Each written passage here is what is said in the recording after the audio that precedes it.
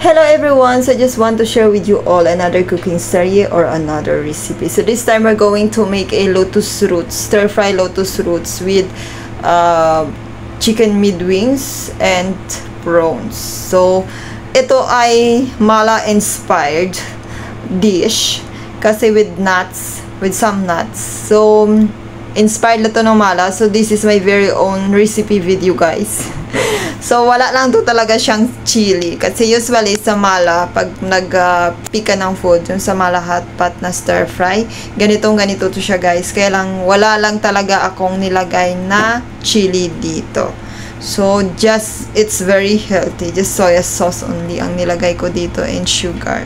So ganun lang, and I really want to share with you all. So ito yung sauce na ginamit ko. So just same sauce, yung sugar, pepper, and then light soy sauce and water and sesame oil. Yan lang yung sauce niya, guys, na ginamit ko. Pero masarap siya. So follow this the procedure. Please watch the full video. So yung unang ginawa ko dito is yung stir fry yung ginger and garlic and put the chicken mid-wings. So yung chicken mid-wings kaya hinati ko pa yon, but first I blanch the lotus roots. So ihatiin yung lotus roots ng kanyan.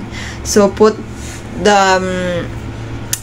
the prawns also, and then the lotus roots, and then some spring onion, and then coriander. So napaka-easy lang ito talagang recipe, guys. Ayan. And then put some nuts. And that's it. You can have some yummy lotus roots recipes, guys. Thank you for watching, guys. Please don't forget to like, comment, and share if nagustuhan itong video. God bless you and take care always. Please respect each other and be kind always. See you again for the next recipe video, guys.